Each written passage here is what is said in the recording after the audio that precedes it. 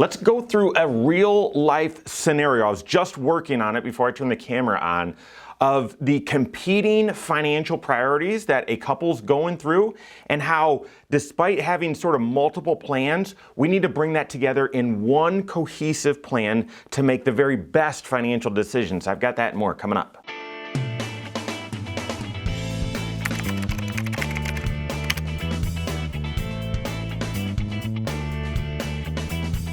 My name is Mike Bernard. I'm the host of the Wise Money Show. I'm also one of the certified financial planners right here at Korhorn Financial Group. Make sure you hit that subscribe button, turn on notifications, and smash that thumbs up button. All right, when I'm not in front of the camera, I'm actually a real certified financial planner. In fact, I serve very few clients myself directly, most of those joint these days, and I do leadership and some other things here at the firm as we're growing, but I still do get involved in individual cases, and this is a real life case. I'm not kidding. Just before I turned the camera on, I was working on this case with another one of our advisors, and it was so good. I had planned to talk about something different today, but it was just so good. There was so much going on. It was like, wow, I just need to explain this so that you can get an idea of the competing financial priorities or big financial issues someone can go through, and how it's not just, the solution isn't, okay, well, let's fix this and fix this,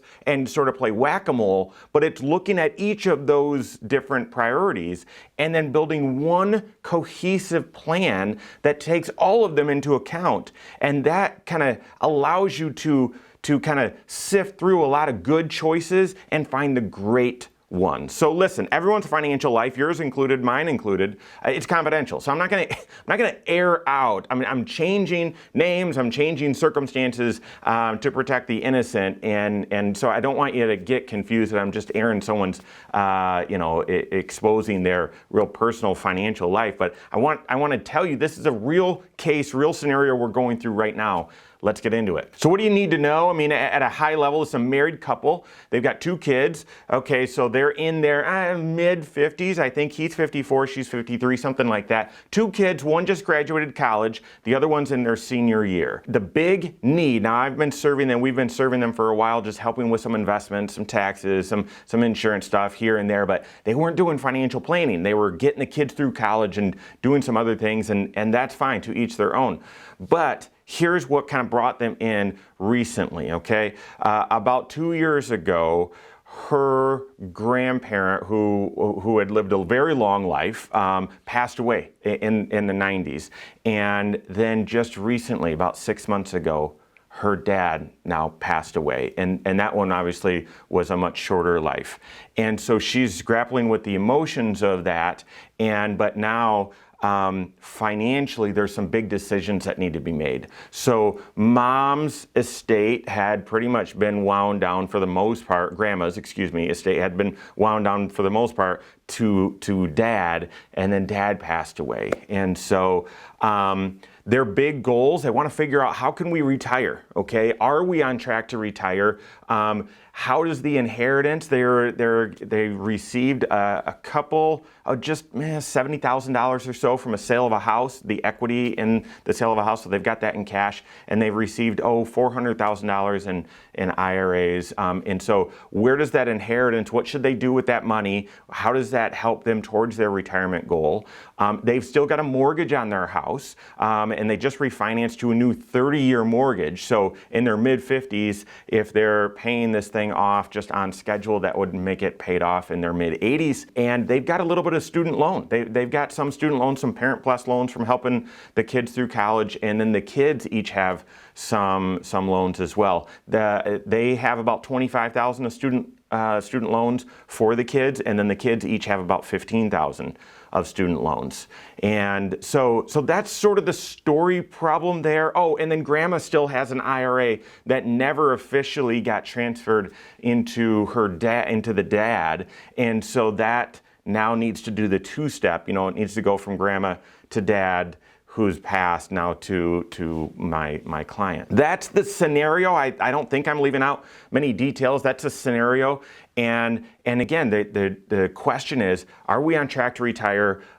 When can we retire?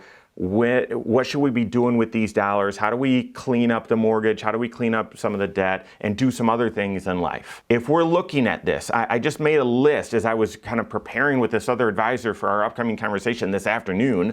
Okay, so gosh, we need obviously a retirement plan. We need to build a 5-factor retirement plan looking at, okay, what age is it possible to retire? She wants to retire early. He doesn't want to be bored. So he says, yeah, I can work late. I don't really ever see myself retiring. So we're looking at financial independence. When are you free? And then, yeah, when can she retire? She wants to be done early. How much can you afford to spend? We've already done a budget to see, and not a very detailed one. There's different types of budgets. So we did just a very casual, loose budget and to see how much their lifestyle is. But then you add in health insurance, you add in inflation, you add in vacations, other things like that. She's got a small pension. Her job, she works at the local government, and so she's going to have a small pension. So from an income standpoint, what income will you have in retirement? What do you do about Social Security? How much assets do you have saved up, and what are you saving right now? He's contributing 5% towards retirement. Nothing else. She's not doing anything, okay, towards retirement. And then how much risk do you want to take? So obviously the first plan, we need to build a retirement plan looking at those 5 factors to see what's possible. We need a plan. If she's going to retire early, we need a health insurance plan, a pre-Medicare health insurance plan. We need a plan for her pension. You've got choices. When you've got a pension, do you take it just on your life only? A 50% joint survivor, 100% joint survivor? That explanation's for a different video, but you've got a choice when to draw the pension and how to draw it, okay? We need a plan for Social Security.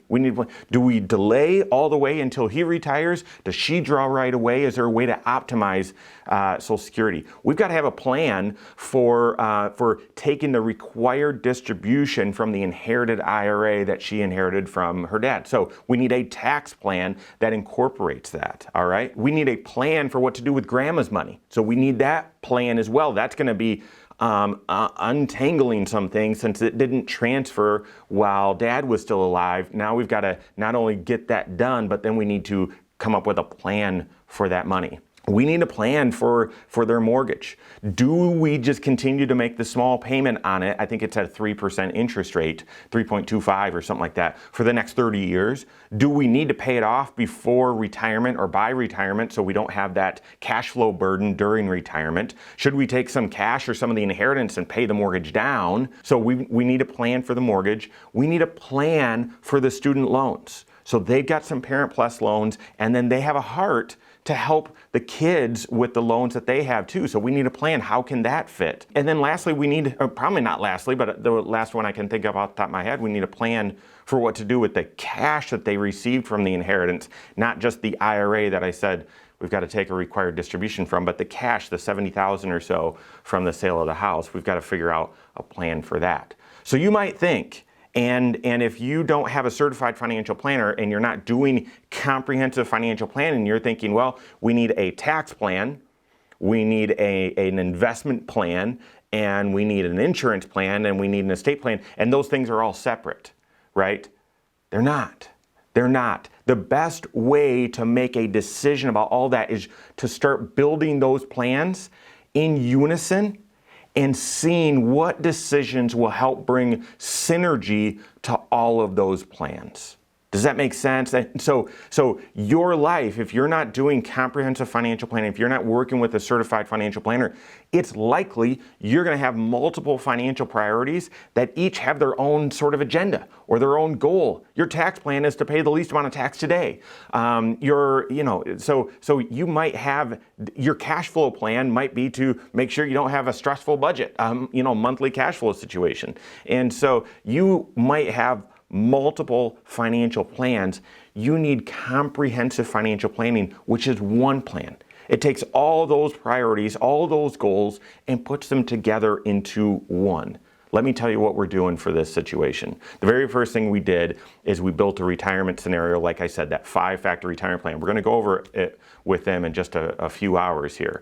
And we're going to show them different scenarios that show, okay, if she retires early, he works late, you're on track to retire. Honestly, we're going to show him you're on track to retire. If if we want to move financial independence up to his mid-60s, it's going to be a little close. He's going to have to increase his retirement, his 401k contributions, and we've got to find a way to make that, to pay the mortgage off by retirement. And so we're going to tinker with that a few different ways, and within that will come up with a plan for Social Security. Do we delay as long as possible? And that will also come up with a plan for her pension and the best way to take that.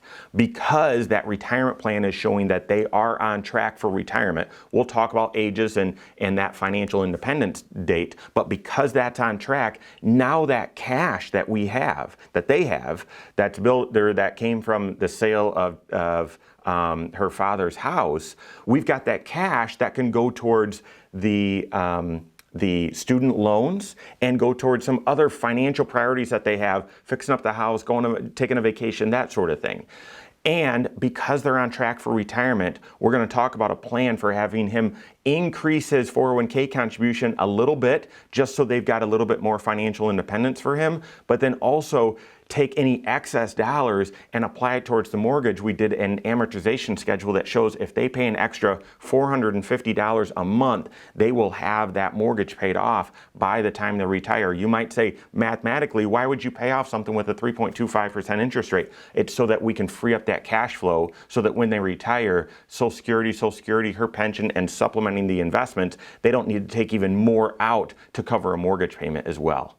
So I threw a lot at you there. That's a real life scenario. I didn't give you names. I changed some of the circumstances so that, no one is, hey, is he talking about me? Something like that. But it's a real life scenario, okay? You might look at your financial life and say, no, it's sort of one facet. There's not a lot going on. Or you might just be looking at one area, not realizing the other decisions you might have already made or that are on autopilot that really need to be considered to see if everything's working in harmony and in unison. Your certified financial planner, that's their job. They've got to be a fiduciary, not trying to just sell you products, but looking at your entire financial situation and your goals, what you're trying to achieve, and say, okay, here's how we thread the needle here. Here's the way that we can incorporate all of those different plans into one plan, and here's what you should be doing. That's what your CFP should do for you. If you don't have a CFP on your team, you can contact one on my team. Find us online,